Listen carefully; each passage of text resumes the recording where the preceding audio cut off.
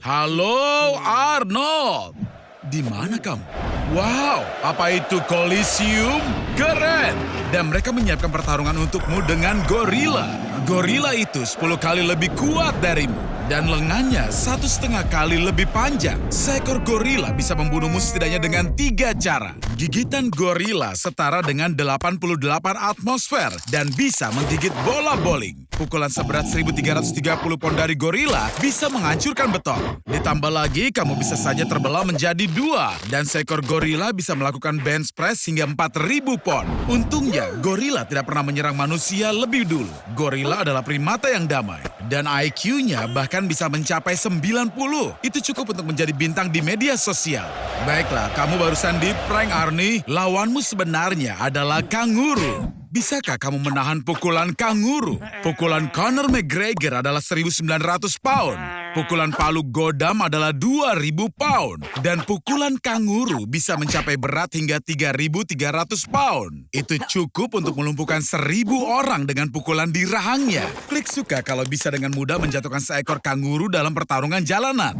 Selama 100 tahun terakhir, kanguru hanya bisa membunuh 2 orang. Dan meskipun kanguru itu agak kasar, dia hanya membutuhkan ruang pribadi. Dan sekarang untuk makhluk dengan pukulan terkuat dan tercepat di dunia, udang mantis. Ada alasan bagus kenapa dia disimpan di akuarium plastik. Serangan udang mantis hanya butuh 800 mikrodetik. Dan dampaknya serupa dengan peluru kaliber 22. Dalam sekejap mata, udang mantis mampu melancarkan 62 pukulan. Ini menciptakan gelombang kejut dengan suhu hingga 8.000 derajat Fahrenheit. Hampir sama dengan di permukaan matahari. Untungnya, hanya berfungsi di dalam air. Hati-hati dengan itu, Arnie. Oh, Arnold, kamu telah selamat dari gorila dan juga kanguru, tapi dikalahkan oleh seekor udang kecil. Kamu coba menjinakkan piranha peliharaanmu, Toby, dan mengajarinya trik baru. Setidaknya kamu sudah berusaha. Jangan khawatir, Arnold. Mungkin kamu bisa sukses dengan hewan peliharaan baru. Temui si hiu macan. Sekarang tugasmu adalah menjinakkannya. Iya, kamu tidak akan membutuhkan Toby lagi. Aku hampir terbiasa dengannya. Arnold, hiu itu sedang lapar. Saatnya untuk mulai menjinakkannya. Menjinakkan membutuhkan waktu puluhan generasi. Butuh waktu 60 tahun, 35 generasi untuk menjinakkan rubah perak. Mereka memiliki gen kepatuhan yang bermutasi. Tapi para ilmuwan belum mengetahui apakah gen ini ada pada hiu. Untuk dapatkan hasilnya, dibutuhkan setidaknya 250 tahun. Takkan suka jika kalian tidak siap menunggu. Arnold, menurutku sekarang bukan waktu terbaik untuk memilih nama untuknya. Arnold, dia lapar. Awas! Phew, pendaratan yang beruntung. Arnold, apa kamu bermimpi dijinakkan oleh seseorang? Ingatlah perubahan yang terjadi pada hewan peliharaan yang dijinakkan. Telinga terkulai, gigi kecil, perubahan warna, dan pengurangan ukuran otak sebesar 10%. Selain itu, kemungkinan terjadi beberapa cacat genetik yang aneh. Padahal, hanya yang berkaitan dengan pelepasan adrenalin dalam situasi kritis. Hai Arnie, apa kamu pernah terbangun dengan hiu sebelumnya? Tunggu, Arnold, apa kamu akan membiarkan ikan malang itu untuk mati? Wah, kamu menyelam 1.150 kaki hanya untuk mengucapkan selamat tinggal pada hewan peliharaanmu ini. Itu sangat bodoh. Kamu akan segera disantap. Apa? Toby? Dari mana dia datang? Maksudku, sesuai rencanaku. Arnold, kamu terselamatkan. Ada lebih dari cukup tanaman di sekitar sini untuk membuat tempat berlindung yang layak. Dan jika kamu beruntung, sarapan pun juga tersedia di sekitar kamarmu. Buah beri dari tanaman paling berbahaya gimpi-gimpi bisa dimakan. Tapi untuk mencobanya, perlu pakaian yang menutupi seluruh tubuhmu, tongkat panjang untuk menjatuhkan buahnya, dan lakukan inspeksi terhadap setiap buah beri yang ukurannya hanya 0,08 inci untuk adanya rambut yang menyengat. Rambut-rambut ini bisa tertinggal di kulit hingga 1 tahun, melepaskan campuran beracun setiap kali kamu mandi. Arnold, aku paham keinginanmu untuk menyegarkan diri setelah luka bakar. Tapi ini mungkin bukan ide yang terbaik. Ya, kamu akan merasa lega untuk sementara. Tapi lautan di Australia tidak kalah berbahayanya dengan yang di hutan. Ubur-ubur kotak yang cerah dan tampak menarik ini punya begitu banyak racun, sehingga 1 miligram saja bisa membunuh 60 orang. Tapi, disengat ubur-ubur ini seperti memenangkan lotre, karena rata-rata hanya 1 sengatan yang tercatat setiap tahunnya. Arnold, setelah petualangan gilamu, menurutku kamu benar-benar membutuhkan perawatan. Dan akhirnya kamu menuju ke Austria. 2 raksasa, King Kong dan Godzilla, sedang bertarung. Selamat pagi, Arnold. Apa rencanamu hari ini? Mungkin rencana hari ini adalah berusaha untuk tidak mati. Apa kau takut, Arnold? Tapi bagaimana jika semua ini hanya hayalan? Bagaimana jika aku bilang King Kong ataupun Godzilla tidak bisa bertahan hidup di bumi? Sangat sederhana. Lihat, manusia terbesar di dunia adalah Robert Pershing Wadlow. Tingginya 2 meter 72 sentimeter. Dan dia hidup hanya selama 22 tahun. Dia mengidap penyakit yang bernama gigantisme. Dengan penyakit ini, otak melepaskan hormon pertumbuhan dalam jumlah yang sangat banyak. Karena itu, dalam proses evolusi manusia, tinggi dan berat badan normal pun ditentukan. Dan karena itu, setiap penyimpangan besar dianggap penyakit. Salah satu tekanan terbesar ada pada jantung, yang harus mengedarkan 15 liter darah dibanding ukuran normal sebanyak 5 liter. Dan biasanya, jantung tidak bisa menahan dinamika berat seperti itu dalam waktu lama. Tapi bagaimana dengan fakta bahwa ada makhluk raksasa lain di bumi seperti paus? Ya, semuanya bisa dijelaskan dengan mudah. Kepadatan air lebih tinggi dibanding kepadatan udara. Dan hampir sama dengan kepadatan manusia. Karena itu kita bisa mengambang di permukaan air garam. Artinya bahwa habitat itu sendiri mendukung berat makhluk hidup tersebut. Contohnya, paus yang nenek moyangnya pada 50 juta tahun lalu sangat mirip dengan anjing bertapal. Godzilla dan King Kong bisa sama sekali tidak ada di bumi karena gravitasi kita. Tapi kita anggap saja kita matikan gravitasi. Untuk secara ilmu pengetahuan membuat keberadaan Godzilla dan King Kong itu benar adanya. Segala hal di bumi tidak tertanam ke tanah, akan melayang ke luar angkasa. Termasuk manusia yang jika berada di ruang terbuka akan terlempar ke ruang angkasa. Dan beberapa orang beruntung yang berada di dalam ruangan masih bisa hidup untuk beberapa waktu hingga akhirnya rumah-rumah itu terangkat terbang. Dan akhirnya planet kita akan benar-benar hancur berkeping-keping. Di depan itu adalah Toxoryncoides. Bisa dikatakan nyamuk terbesar di planet ini. Dengan bentang sayap 12 cm. Jangan takut, bodoh. Dia tidak butuh darahmu karena spesies ini memakan nektar bunga. Hati-hati, ada banyak semut di sini. Lalu apa ini? Apa kau tahu kalau liur nyamuk itu mengandung enzim untuk membius korbannya, lalu dia minum darahnya secara diam-diam?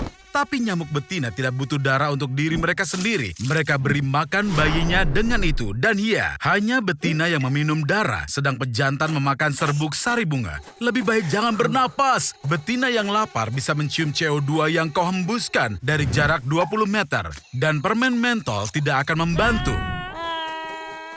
Mereka masih bisa menemukanmu karena panas tubuhmu. Tapi bahkan 1000 ekor nyamuk tidak bisa menghisap habis darahmu. Karena dibutuhkan 1.100.000 serangga yang lapar. Oh tidak, Arnold. Kau mengganggu koloni semut peluru. Saat dia menggigit, rasa panas terbentuk di kulit. Itu bisa disamakan seperti menyentuh api langsung. Racun syaraf penoratoxin memasuki aliran darah dan menyerang sistem saraf, melumpuhkan anggota tubuh dan menyebabkan kejang otot yang parah hingga selama 36 jam. Dari gigitan 1000 semut, kau akan dapatkan banyak racun syaraf hingga membuatmu berhalusinasi dan mengalami masalah dengan persediaan oksigen ke organmu. Tapi kau akan selamat. Dalam suku-suku di Amerika Selatan, inilah cara menabiskan seorang anak menjadi pria dewasa. Kini kau jadi pria sejati, Arnold. Kau pantas mendapatkan tanda suka dan pelanggan ke channel ini. Oh, aku benar-benar lupa. Nyamuk membawa penyakit dari hewan yang sakit, seperti malaria, DBD, dan Zika. Oh tidak, Arnold. Jangan bilang kalau kau akan minum dari danau itu.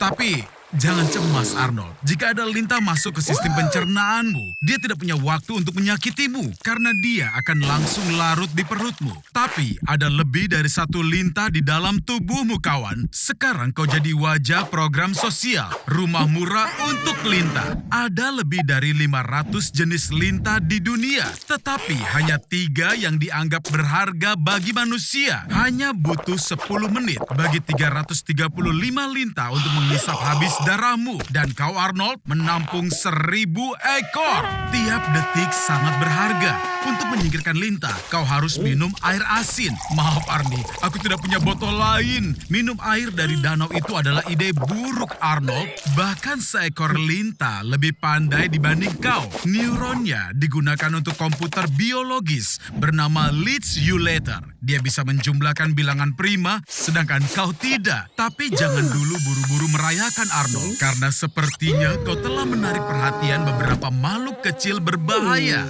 Aku paham ini sulit dipercaya, tapi sebaiknya kau tidak bergerak, kawan. Arnold, biarkan lebah itu menggigitmu.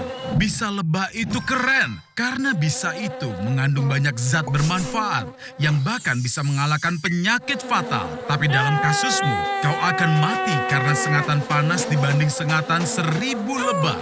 Lebah yang menutupi tubuhmu akan membuatmu panas hingga 47 derajat Celcius. Arnold, kau hebat. Tentu saja, gelombang elektromagnetik dari ponsel bisa melumpuhkan para lebah. Lebah itu seperti sistem navigasi dengan banyak sensor, lebih seperti pesawat kecil.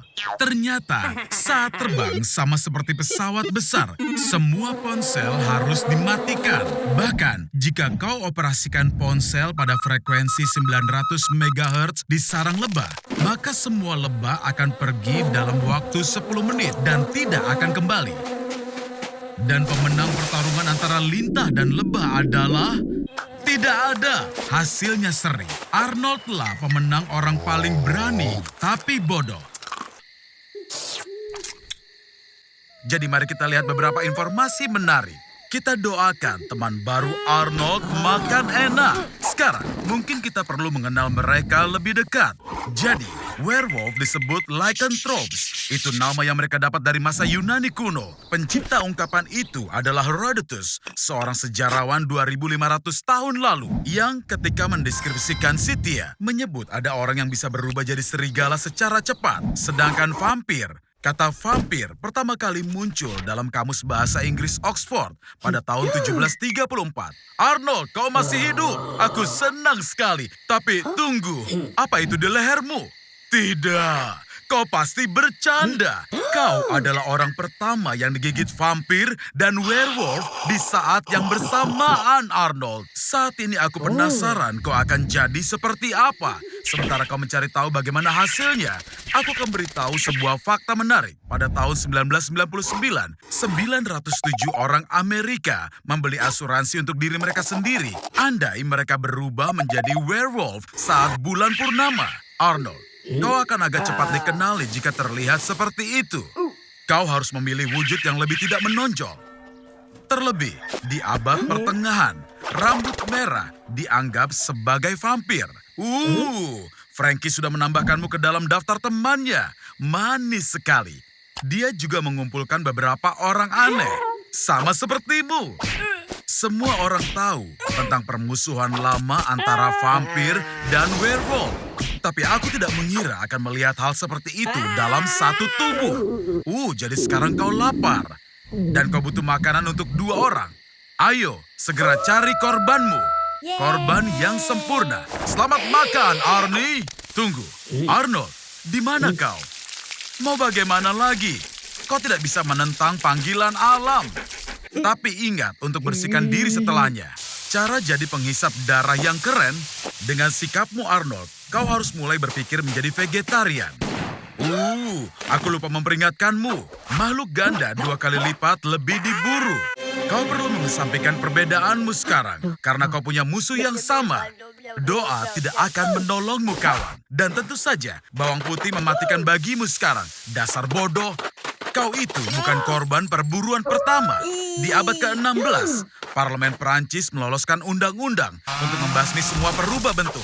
Hasilnya, sejak tahun 1520 hingga 1630, lebih dari 30.000 orang terbunuh di Perancis karena dianggap sebagai werewolf. Kau beruntung, Arnold. Orang-orang dari Greenpeace selalu berjaga. Selamat tinggal di rumah baru, kawan. Kau di sini untuk waktu lama. Dan omong-omong, hindari sinar matahari langsung. Dan sampai jumpa lagi, keturunan campuran.